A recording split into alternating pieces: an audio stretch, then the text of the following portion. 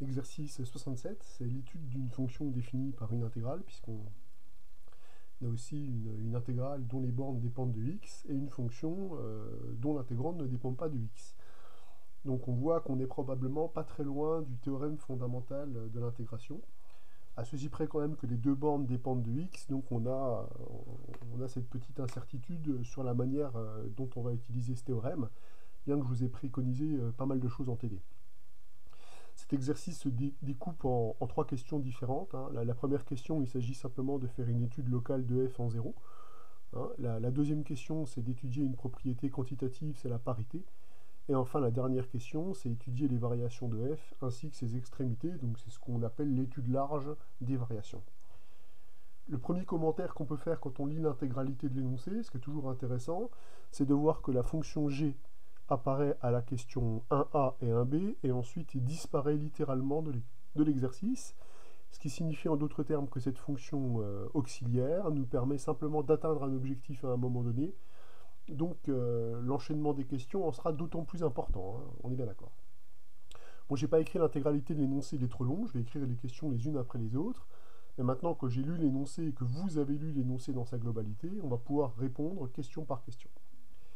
Alors pour la première question, on a une fonction g qui est définie sur R, qui a un nombre t à ceci. Alors soit 0 si t est nul, soit cette expression si t est différent de 0, et on nous demande d'étudier la continuité sur R. Alors la continuité, il y a deux façons de faire, hein. Soit on utilise déjà les opérations sur les fonctions continues, tout ça, ça se passe sur un intervalle. Donc je vais essayer de faire ça déjà partout où je peux, puisque c'est la partie la plus simple. Et tout ce qui n'est pas du ressort des opérations sur les fonctions continues, eh bien dans ce cas-là, il faudra faire une étude locale, c'est-à-dire revenir à la définition de la continuité. Donc là, ça va nous permettre de faire une révision totale sur tout ce qui concerne la continuité. Bah déjà, les opérations sur les fonctions continues. Je vais dire que sur les intervalles R plus étoile et R moins étoile, c'est-à-dire les intervalles où la fonction ne s'annule pas, je peux dire que cette fonction-là, elle est continue comme quotient de fonction continue, puisque celle-ci est continue et celle-ci continue, dont le dénominateur ne s'annule pas, puisque le dénominateur s'annule uniquement en 0. Donc sur ces intervalles-là, la fonction g est continue comme quotient de fonction continue dont le dénominateur ne s'annule pas. Donc là, on applique ce qu'on a appelé dans le cours les opérations sur les fonctions continues. C'est ce qu'on utilise évidemment le plus dans la pratique. Donc, comme quotient de fonction continue, bon, dont le dénominateur ne s'annule pas, allez, j'écris tout. Ça prend un peu plus de temps, mais ça vous permet de cogiter ce que je viens de dire. Dont le dénominateur ne s'annule pas. Ok, donc ça c'est fait. Donc il nous reste juste à traiter de la continuité en 0, hein, puisqu'on sait que la continuité c'est une notion locale, donc on sait déjà qu'elle est continue en tout point strictement positif et en tout point strictement négatif, il faut montrer la continuité en 0. Et pour ça, on sait ce qu'on doit faire, on doit regarder si la limite de cette expression-là en 0 tend vers 0, puisqu'on a la valeur en 0. Donc on doit calculer la limite de g en 0. Ok, bah maintenant on est face à du calcul de limite. Comment on fait pour calculer les limites? On regarde déjà à faire si ce n'est pas une limite déterminée, c'est-à-dire qu'on peut obtenir par opération sur les limites. Bon, c'est peu probable vu ce qu'on a dit sur la continuité au départ, mais il faut quand même regarder. Donc le numérateur tend vers 0, le dénominateur tend vers 0. On a affaire à une forme indéterminée du type 0 sur 0. Alors pour lever les formes indéterminées, il faut regarder à quelle vitesse le numérateur et le dénominateur tendent vers 0.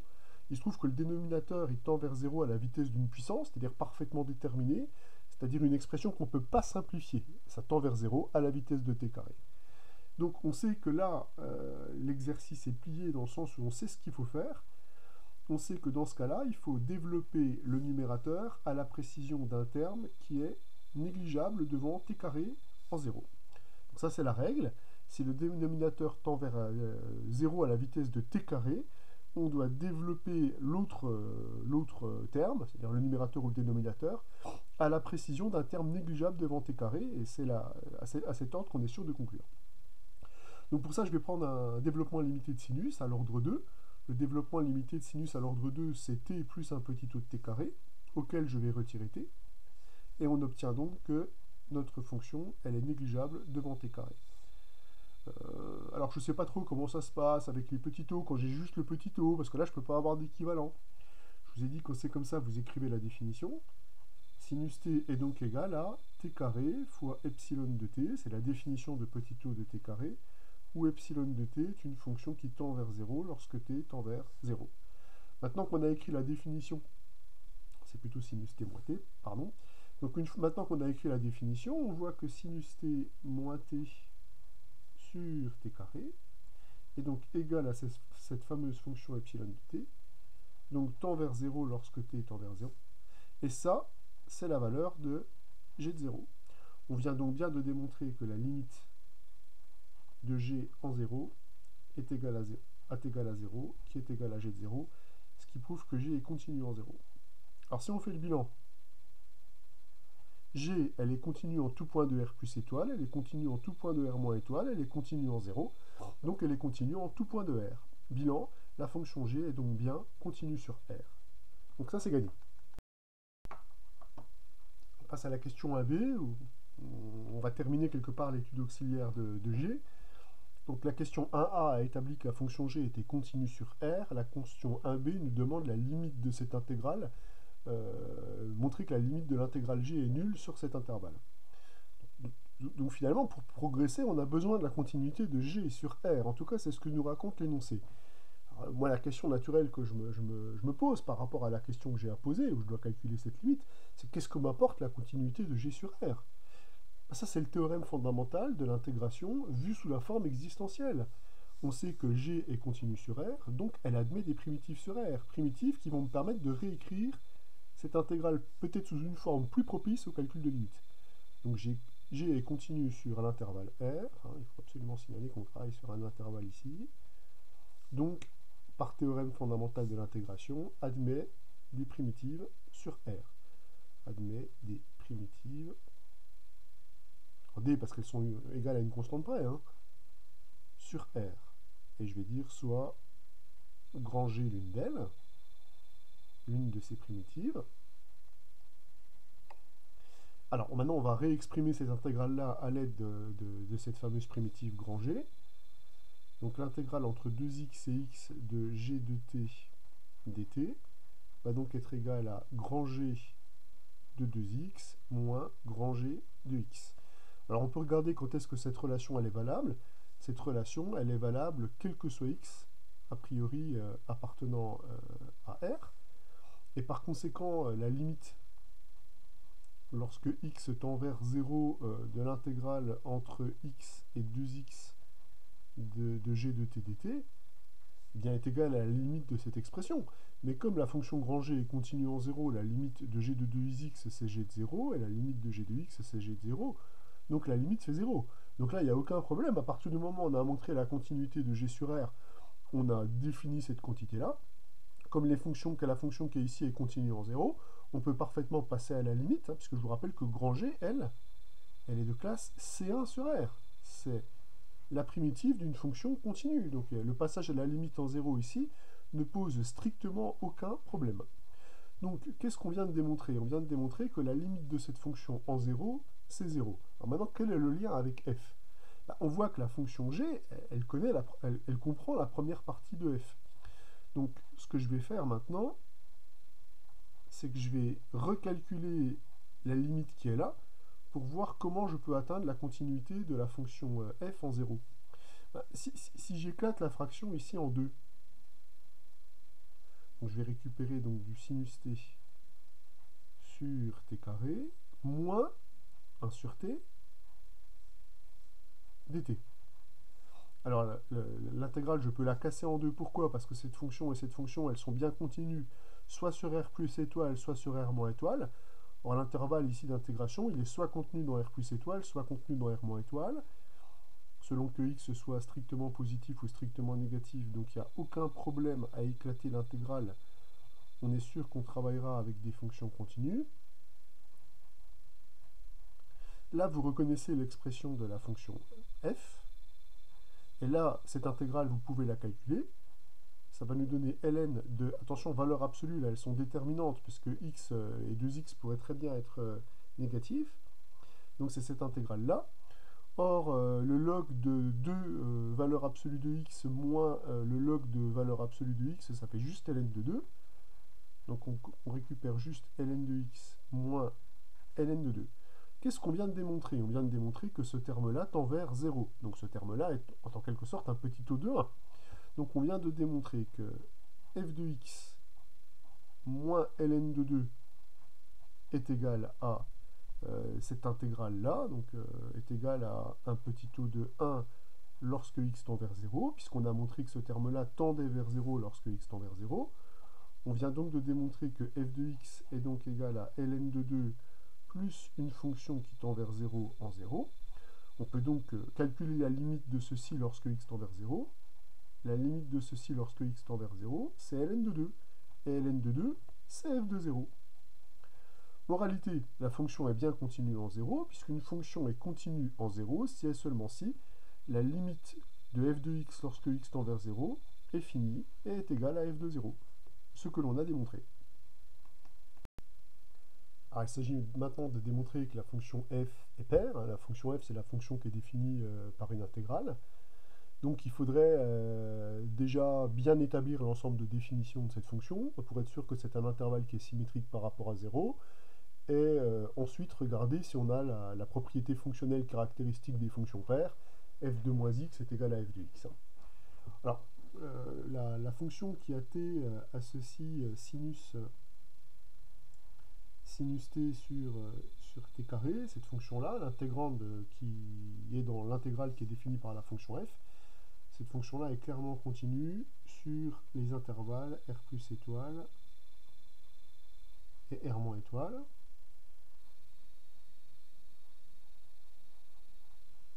Ça pose aucun problème. Par contre, elle n'est pas continue en 0, puisque sinus t sur t carré, c'est équivalent à 1 sur t, qui tend vers plus l'infini en 0 plus et vers moins l'infini en 0 moins, donc il n'y a pas de continuité en 0.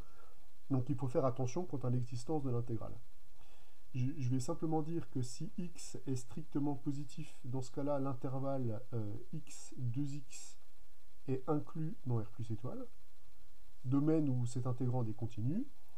Et si x est strictement négatif, alors attention là, le segment c'est 2xx, puisque 2x est plus petit que x, est inclus dans R plus étoile également. Donc manifestement, à chaque fois, je vais intégrer ma fonction sur un intervalle qui est contenu dans R plus étoile ou dans R moins étoile, selon que x soit strictement positif ou strictement négatif. Attention, là j'ai dit strictement négatif, mais j'ai écrit strictement positif, c'est embêtant. Donc là c'est bien strictement négatif. Moralité, on intègre l'intégrande sur un intervalle où elle y est continue. Donc on peut dire qu'a priori, la fonction f est définie, est parfaitement définie sur R étoile. Et en 0, ça c'est la question, c'est l'énoncé qui le dit, on a même la continuité en 0 et en 0 par l'énoncé, puisque l'énoncé a placé comme valeur ln de t en 0. Hein. Et on a même la continuité en 0 pour le coup, hein, par l'énoncé. Donc là, il n'y a aucun problème de définition pour cette fonction. Cette fonction, elle est bien définie sur tout l'ensemble R. En 0, il n'y avait pas de problème puisque la valeur était donnée. Et ailleurs, on vient de prouver qu'il n'y a strictement pas de problème pour la définition de cette fonction, puisque j'intègre une fonction continue sur un intervalle. Alors maintenant, pour la parité, c'est parti.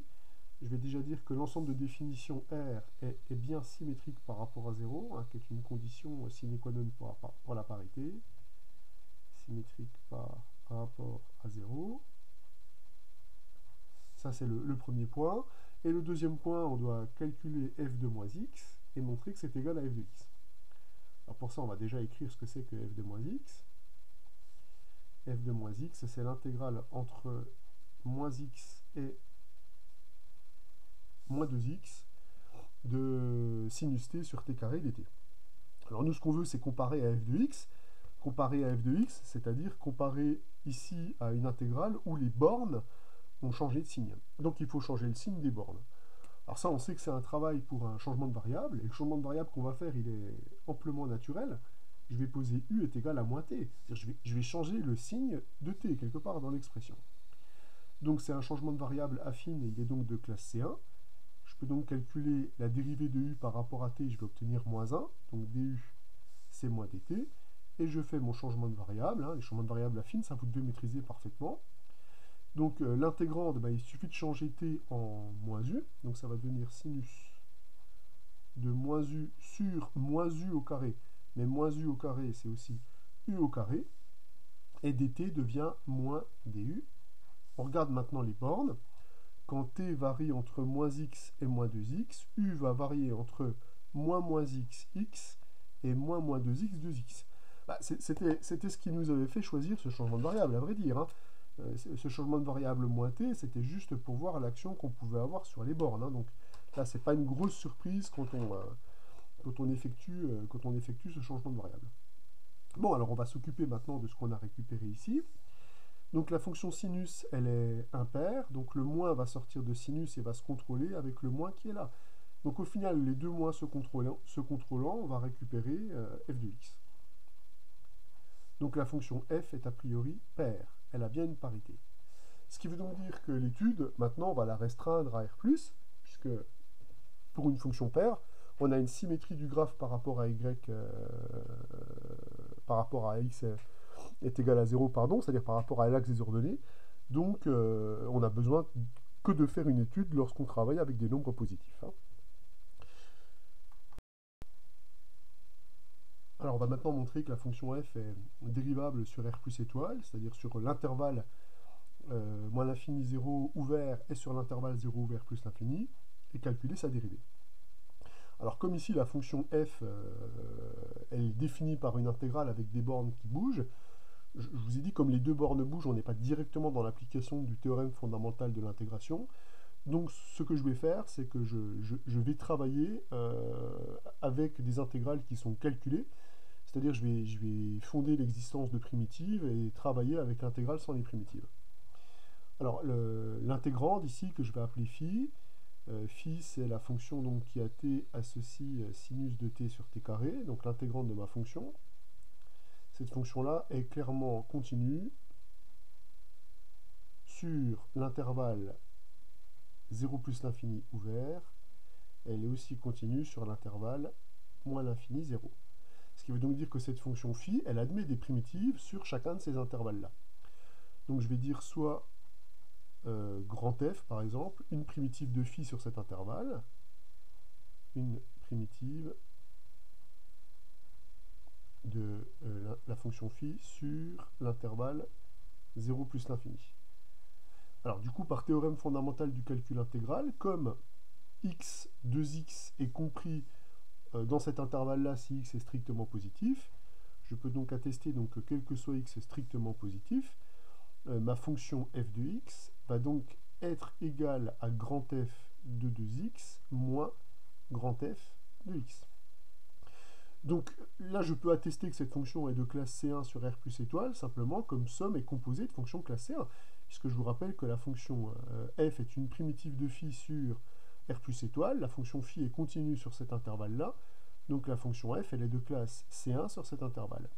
Donc je peux dire que la fonction petit f est C1 sur R plus étoile, comme somme est composée de fonctions qui le sont.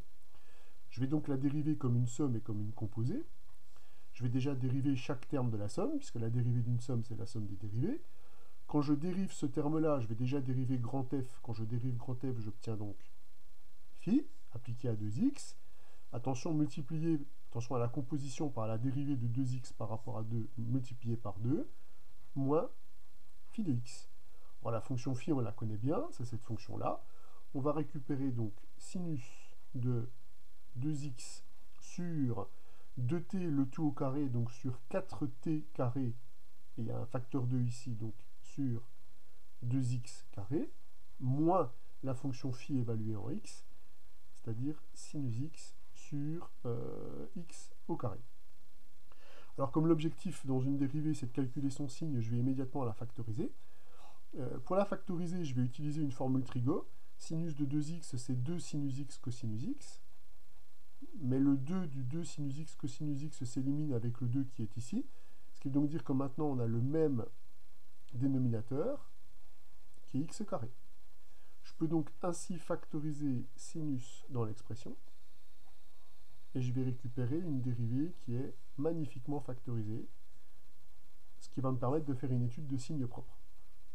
Alors ça, c'est juste le travail si x est strictement positif, il faut que je fasse le même travail si x est strictement négatif. Donc je vais dire que sur R- étoile, qu'est-ce qui se passe? Ma fonction f, ma fonction phi est continue sur R- étoile, donc je peux dire soit j'ai une primitive de phi sur l'intervalle R- étoile, c'est-à-dire sur l'intervalle moins l'infini 0.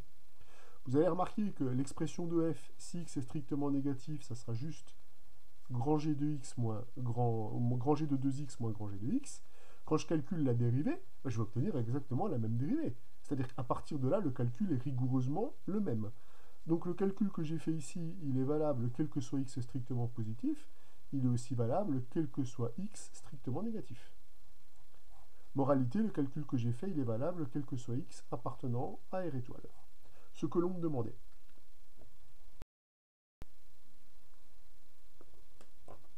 Alors pour montrer que la fonction g est de classe C1 sur R, je vais déjà utiliser les calculs que j'ai fait ici. Là, qu'est-ce qu'on a montré? On a montré que la fonction f était dérivable sur R étoile et on a calculé sa dérivée.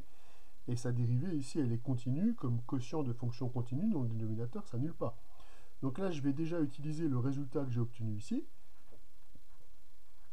J'ai obtenu que quel que soit x appartenant à R étoile, f' de x était égal à sinus x, qui est une fonction de classe C infinie, fois cosinus x moins 1, qui est une fonction de classe C infinie, sur x carré, qui est une fonction de classe C infinie. Donc je peux donc en déduire que f' est continue. Elle est même de classe C infinie, mais nous, ce qui nous intéresse, c'est juste C1. Elle est donc continue sur les intervalles R plus étoile et sur R- étoile. Donc on sait déjà a priori que la fonction f est de classe C1 sur l'intervalle R plus étoile et sur l'intervalle R- étoile. Elle est donc de classe C1 sur R étoile. Alors maintenant, ce qu'on doit faire, ce qu'on doit regarder, c'est la limite de f' lorsque x tend vers 0 pour pouvoir appliquer par exemple le théorème de la limite de la dérivée. Puisqu'on sait que si la dérivée possède une limite, comme la fonction f elle est continue sur R, on va pouvoir appliquer le théorème de la limite de la dérivée et prouver d'une part que la fonction f est dérivable en 0 et que sa dérivée est continue en 0. Donc là, plaçons-nous dans le cadre d'application de ce fameux théorème de la limite de la dérivée. Donc, vérifions les hypothèses les unes après les autres. Alors attention à bien les vérifier. Première hypothèse, c'est que la fonction f est continue sur R. Ça, c'était l'objet de la première question. Ça, c'est l'objet de la question numéro 1. La fonction f est de classe C1 sur R étoile. Donc ça, c'est l'objet de la question numéro 3a. Et enfin, là c'est ce que je vais devoir vérifier, je vais devoir montrer que la limite lorsque x tend vers 0 de f' de x existe. Là je sais qu'en faisant ça, par le théorème de la limite de la dérivée, on aura montré que f est dérivable en 0 et on aura en plus la valeur de la dérivée en 0 qui sera la limite de la dérivée. Donc là je suis sur un calcul de limite. Calcul de limite en 0 c'est une question locale. Donc je vais charger la librairie calcul de limite et faire les choses du plus simple au plus compliqué. Le plus simple, déjà les opérations sur les limites.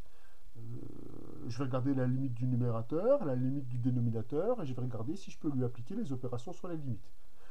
Le numérateur, ben, ça tend vers 1, donc ça tend vers 0. Le sinus tend aussi vers 0, donc la globalité du numérateur tend vers 0. Le dénominateur tend vers 0. On a donc affaire à une forme à déterminer du type 0 sur 0.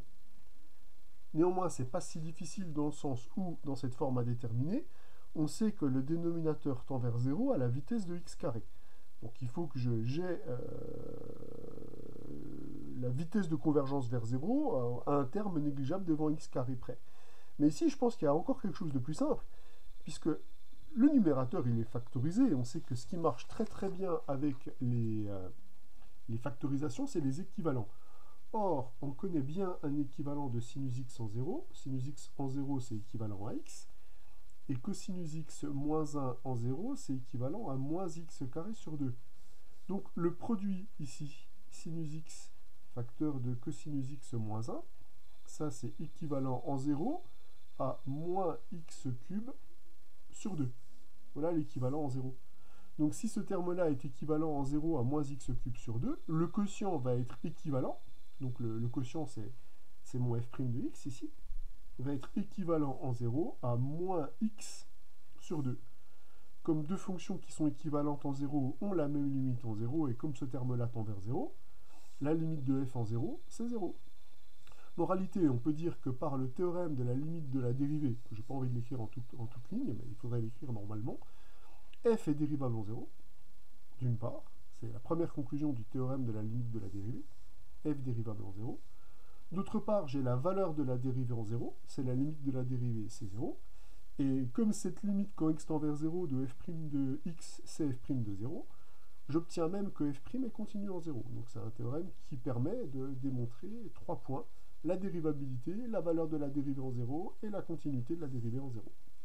Moralité, il ne me restait plus qu'à savoir si f' était continue en 0, et elle est bien continue en 0. Donc on obtient que la fonction f est de classe C1 sur R. Donc ce qu'il fallait démontrer. Alors c'est la fin pour cette question-là. On va passer à la question d'après. Pour l'étude des variations de f, on va évidemment se servir des questions précédentes, notamment l'étude de la dérivée. Les variations de f, je vais juste les établir sur R+, puisque sur R-, on peut utiliser la parité pour savoir ce qu'il se passe. Donc je vais regarder le signe de la dérivée. Il faut que je regarde le signe de ces fonctions-là. Donc c'est parti. Alors, le terme qui est ici est clairement un terme qui est positif. Donc là, ça c'est pas bien compliqué. Le terme qui est là, lui, est tout le temps négatif. Donc finalement, le signe de f', c'est le signe qui est opposé à la fonction sinus. Pour connaître le signe de sinus sur les différents intervalles, je vais tout de suite faire un cercle trigo pour voir ce qui se passe. Et je vais regarder quand x évolue dans les positifs. Alors c'est parti. On va commencer à 0. Donc quand x est compris entre 0 et pi, le sinus est positif, donc la dérivée est de signe opposé. Donc entre 0 et pi, la dérivée est négative, donc la fonction va être décroissante. Entre pi et 2pi, le sinus il est négatif, donc la dérivée est positive, la fonction est croissante. Entre 2pi et 3pi, le sinus est positif, donc la dérivée est décroissante. Et on s'aperçoit après qu'on a un cycle. C'est-à-dire dès qu'on est entre deux multiples de pi, quand je passe d'un multiple de pi pair à un multiple de pi impair, je suis décroissant. Et quand je passe d'un multiple de pi impair à un multiple de pi pair, je suis croissant. Et on a ce motif-là qui va se répéter indéfiniment, puisque le signe de sinus est positif quand je suis d'un multiple pair à un multiple impair, et négatif quand je suis d'un multiple impair à un multiple pair. Donc on est sûr qu'on va avoir ici une fonction qui va avoir des variations qui vont changer comme ça tous les multiples de pi. Alors la question qui se pose, maintenant qu'on connaît parfaitement la limite en 0, c'est qu'est-ce qui se passe? Est-ce que c'est des oscillations amorties, ou est-ce que c'est des oscillations exponentielles, ou est-ce que c'est des oscillations qui ne seront ni amorties ni exponentielles? La seule chose qui peut nous permettre de répondre à cette question, c'est de calculer la limite de la fonction f en 0. Ce qu'on va faire, c'est l'objectif de la quatrième question, que je vais poser comme ça de façon fort brutale. Quelle est la limite lorsque x tend vers plus l'infini de la fonction f, c'est-à-dire de notre fonction qui est définie ici par une intégrale. Donc on va étudier tout de suite cette limite. Et je ne vais pas forcément regarder les questions qui sont posées, je vais me poser la question de ce que je dois calculer.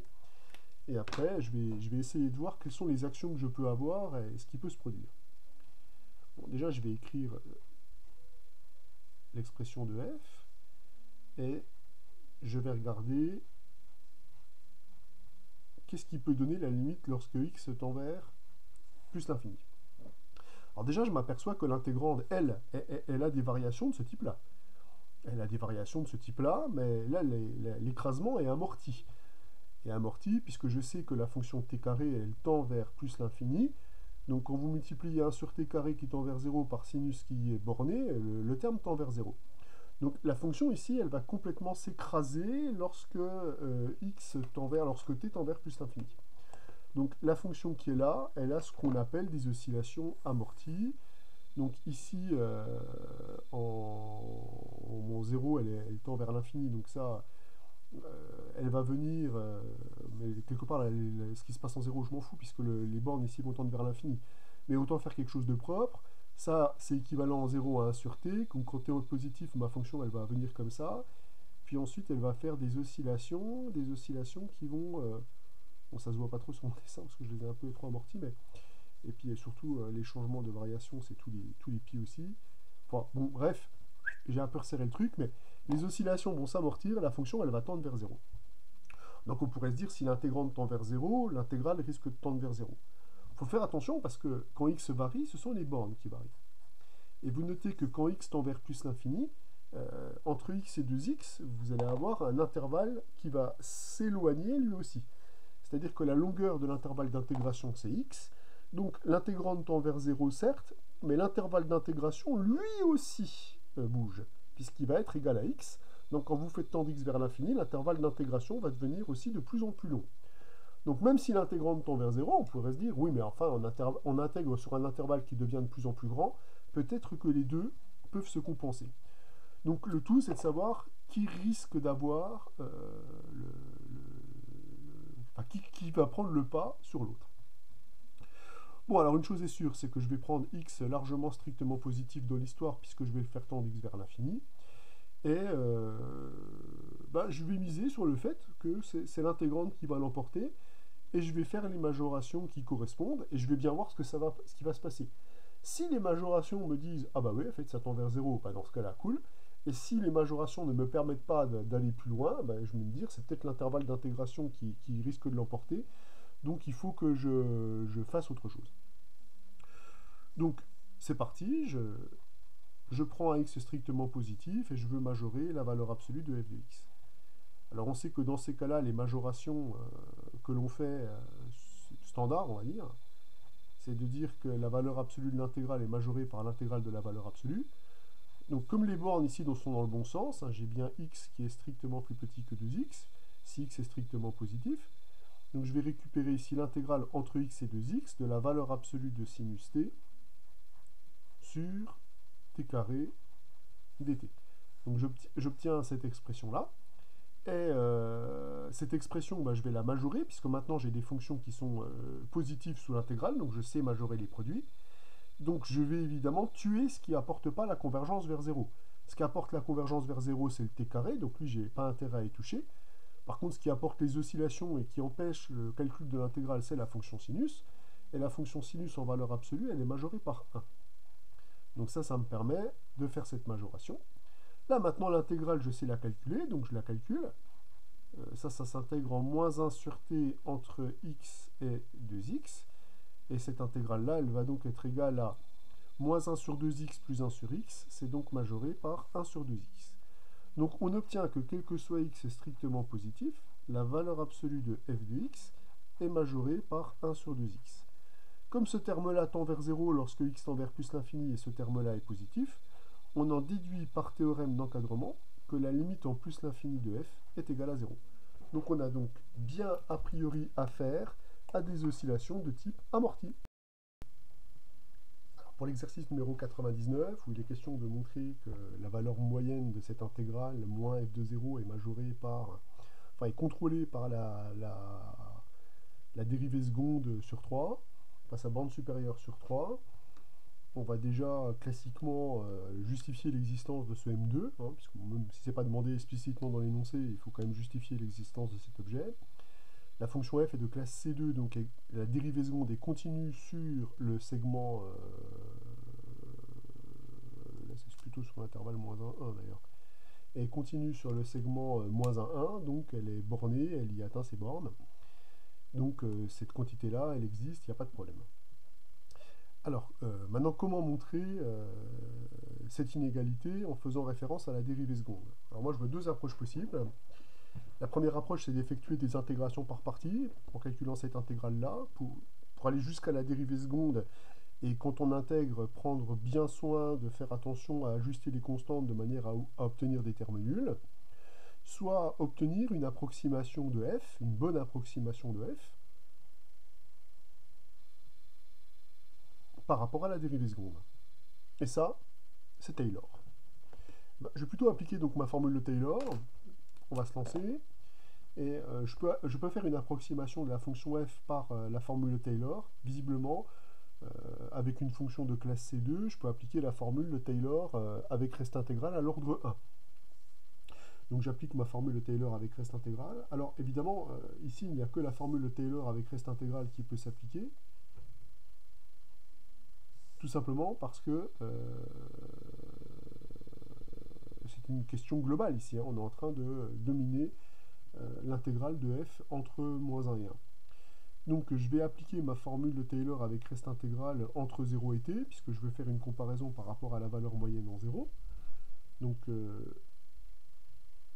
je récupère ce terme-là, plus le reste. Alors le reste, c'est l'intégrale entre 0 et t, donc de t moins u, multiplié par la dérivée seconde de f en u du, multiplié par 1 sur factoriel 1, mais qui vaut 1. Donc ça, je ne l'écris pas. Donc je vais calculer l'intégrale entre moins 1 et 1 de cette expression-là, sachant que ce reste-là, que j'appelle R1 de t, ce reste, je sais par la majoration classique de Lagrange, le majorer par valeur absolue de t carré sur 2. Donc ça, c'est le cours. Donc je calcule cette intégrale-là, l'intégrale entre moins 1 et 1 de f de t dt. Et ce que je vais intégrer, c'est ceci. Donc je vais intégrer f de 0 entre moins 1 et 1, donc je vais récupérer 2 f de 0. Quand j'intègre une fonction constante, ça fait la valeur de cette constante multipliée par la longueur de l'intervalle d'intégration. Ensuite, on va intégrer ceci entre moins 1 et 1, mais là j'intègre une fonction impaire entre moins 1 et 1, l'intégrale est nulle, plus l'intégrale entre 0 et donc entre moins 1 et 1, pardon, de R1 de t dt. Reste que je sais dominer. Donc là, je fais directement apparaître l'expression. Alors quand je dis directement, pas tout à fait, il faut que je multiplie par 1,5. Donc quand je calcule 1,5 de l'intégrale entre moins 1 et 1 de f de t dt moins f de 0, en valeur absolue, ça j'obtiens toujours une égalité, hein, c'est ça qui est formidable avec la formule de Taylor, c'est qu'en plus on a une égalité, c'est égal à la valeur absolue de l'intégrale entre moins 1 et 1 de R1 de t dt. Donc là on a fait ce qu'il fallait faire, c'est magnifique, on a réussi à dominer cette distance-là par une intégrale hein, toute simple, pas une somme d'intégrales, une intégrale toute simple, avec une fonction qu'on sait dominer. Alors ça c'est plutôt sympa, parce que une fois que j'ai sorti le 1,5, je peux utiliser le fait que comme les bornes sont dans le sens croissant, la valeur absolue de l'intégrale est majorée par l'intégrale de la valeur absolue. Or ici l'intégrale, la valeur absolue de ce terme, je sais le dominer par t carré sur 2. Donc ça va être dominé par 1 quart de l'intégrale entre moins 1 et 1 de t carré dt. Donc on va calculer maintenant l'intégrale qui est là. L'intégrale entre moins 1 et 1 de t carré dt, ça c'est 2 fois l'intégrale entre 0 et 1 de t carré dt, puisque la fonction est paire. C'est 2 fois donc une primitive de t carré t3 sur 3 entre 0 et 1, c'est-à-dire c'est 2 tiers. Donc moralité, comme cette intégrale vaut 2 tiers, qu'est-ce qu'on a réussi à faire ici? On a réussi à majorer la distance entre la valeur moyenne de f entre 0 et 1 et f de 0. On a réussi à le majorer par 1 quart multiplié par 2 tiers. On a réussi à le majorer par 1 sixième. Oula, pardon, j'ai oublié ici la fameuse M2, la bande supérieure de la fonction f seconde. Donc il ne faut pas que je l'oublie ici quand je majore. Donc là, je peux la sortir de l'intégrale, donc là, il n'y a pas d'impact. Voilà. Alors, c'est pas tout à fait la majoration que je voulais, mais elle est meilleure. Hein. Elle est meilleure parce qu'évidemment, un sixième, c'est plus petit qu'un tiers. Donc, évidemment, j'ai bien l'estimation que je voulais. Mais j'ai obtenu, avec ma formule de Taylor avec reste intégrale, un facteur 1,5 supplémentaire. Donc, j'obtiens une conclusion qui est un peu meilleure que la conclusion qui était voulue par l'énoncé. Voilà. On passe à la séquence maintenant sur les espaces vectoriels de dimension finie. On avait 3 tout petits exercices à chercher. Ça va aller extrêmement vite. Donc pour l'exercice numéro 1, il s'agissait de démontrer que cet ensemble était 1 sous-espace vectoriel de R4, 2 en déterminer une base, 3 en calculer sa dimension. en sachant qu'une fois qu'on aura une base, la dimension, elle sera pas loin. Alors l'objectif, c'est pas évidemment de multiplier les démonstrations, c'est de faire une démonstration vertueuse qui nous permet de faire d'une pierre trois coups. Faire d'une pierre trois coups, ça on sait faire.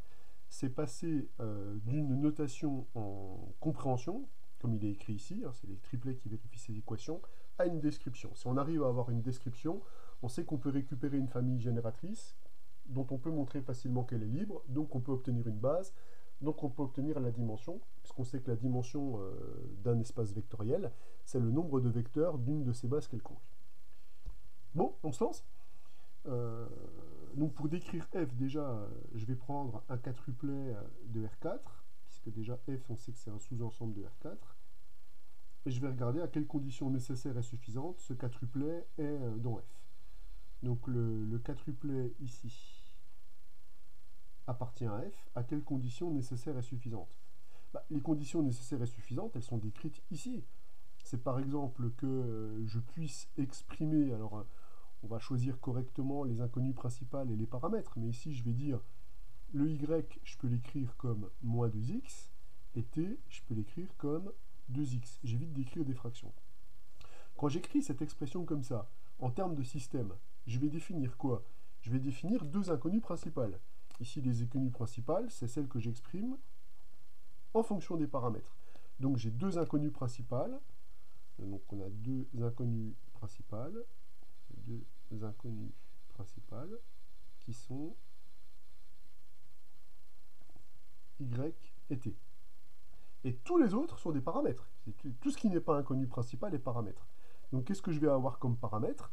Comme paramètre, je vais avoir x d'une part et z d'autre part, puisqu'a priori z n'apparaît pas dans les inconnues principales. Donc on a deux inconnues principales et on a deux paramètres, puisque vous voyez bien que dans les conditions, il n'y a pas de condition sur z. Deux paramètres, donc ils sont x et z. Quand il n'y a pas de condition sur un objet, c'est qu'il est paramètre. Hein. Moralité, je vais pouvoir réécrire l'ensemble f. L'ensemble f, je peux donc l'écrire en disant que c'est l'ensemble d. Alors x, c'est un paramètre, donc je l'ai réécrit. Y, il est égal à moins 2x. Z, c'est un paramètre. Et t, il est égal à 2x. Avec les paramètres x et z qui varient complètement librement dans R.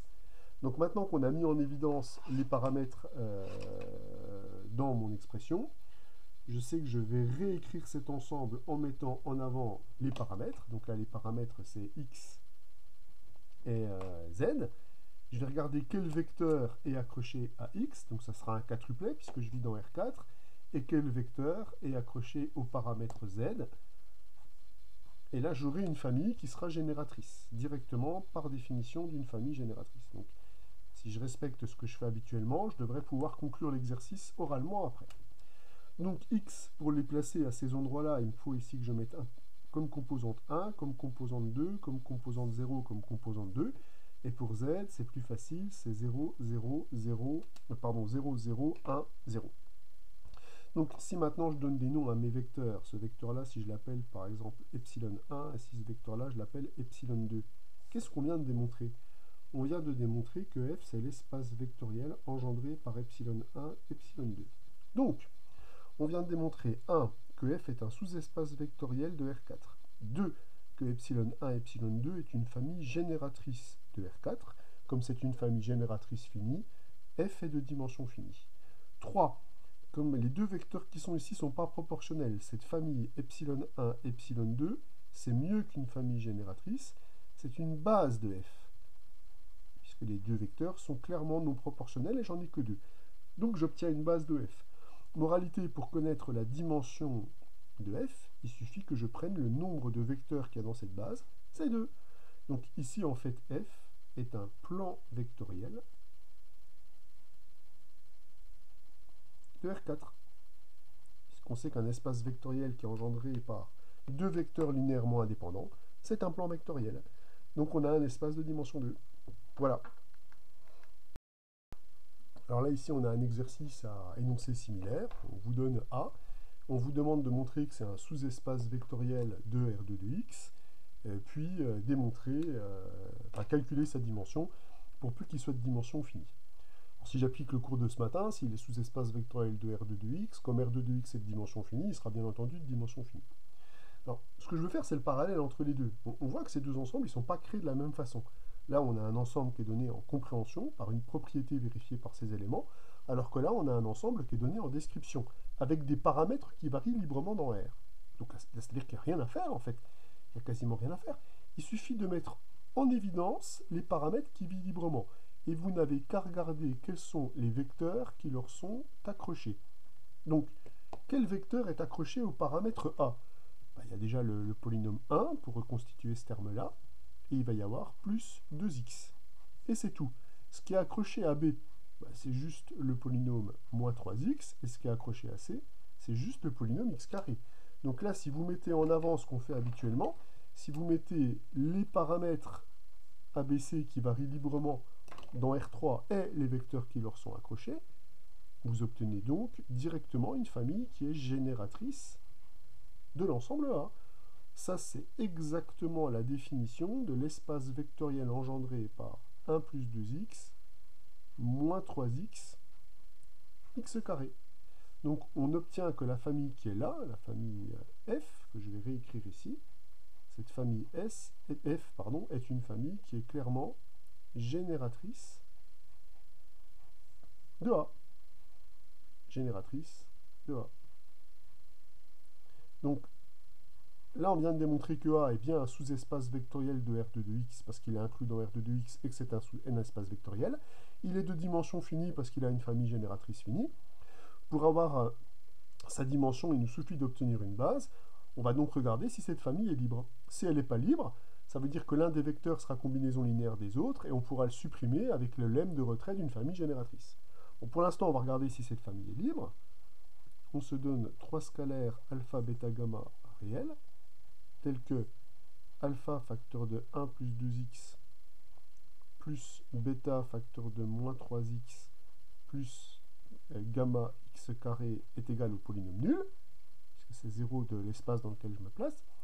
Je vais écrire ce terme-là avec ses coefficients. En fait, j'ai qu'à recopier quasiment ce qu'elle a. En fait, ça, c'est alpha plus 2 alpha moins 3 bêta x plus gamma x carré qui est égal au polynôme nul. Or, un polynôme est nul seulement si ses coefficients sont nuls. J'obtiens donc que alpha est nul. J'obtiens donc que gamma est nul. Donc ce terme-là est nul, mais comme alpha est déjà nul, j'obtiens que bêta est nul. Donc ma famille ici est une famille qui est libre.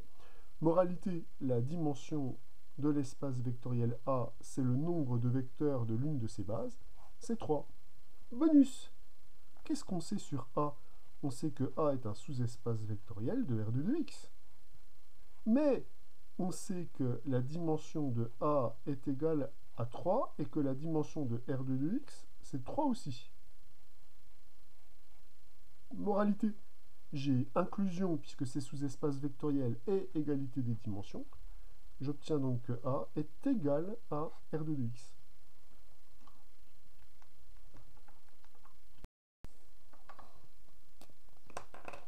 Pour ce dernier exercice, c'est la même question. On a montré que ceci est un sous-espace vectoriel de Rn de x, en déterminer une base et en calculer sa dimension. Alors, on va procéder exactement de la même façon, c'est-à-dire que je vais montrer que cette famille, que cet espace vectoriel-là, possède une famille génératrice qui est naturelle. Donc pour ça, je me donne un polynôme P qui appartient à Rn de x, puisque E est un sous-ensemble de Rn de x, et je regarde à quelles conditions nécessaires et suffisantes ce polynôme est dans E. J'espère passer d'une compréhension, c'est-à-dire par des égalités, par une propriété vérifiée par les éléments, à une description. Donc la condition pour que P soit dans E, c'est que P de 0 soit égal à P de 1 soit égal à 0. Donc, sachant que je manipule des polynômes, ça signifie que 0 et 1 sont racines de P. Évidemment, on réfléchit en termes de polynômes, on réfléchit par rapport à ce qu'on manipule. Or, on sait que quand on a des polynômes, avoir des racines s'associe à une réécriture des polynômes. C'est justement ce qui nous intéresse ici, c'est de réécrire P. Donc c'est hyper intéressant, puisque je peux dire que le polynôme x fois x moins 1 divise le polynôme P. Donc ça signifie quoi concrètement? Ça signifie qu'il existe un polynôme Q appartenant à on verra, tel que P va s'écrire x fois x moins 1 fois le polynôme Q. Bon, sachant que le polynôme Q, il va être d'un degré qui est limité, puisque comme P est de degré plus petit que n, Q sera de degré plus petit que n-2. Comment s'écrit un polynôme de degré inférieur ou égal à n-2? Pour écrire un polynôme de degré inférieur ou égal à n-2, il me faut n-1 paramètres. Les paramètres ils vont effectivement varier avec des indices de 0 à n-2. Et donc mon polynôme P, il va s'écrire a0 fois x, x-1, plus etc. jusqu'à an-2, x à la puissance n-1 fois x-1.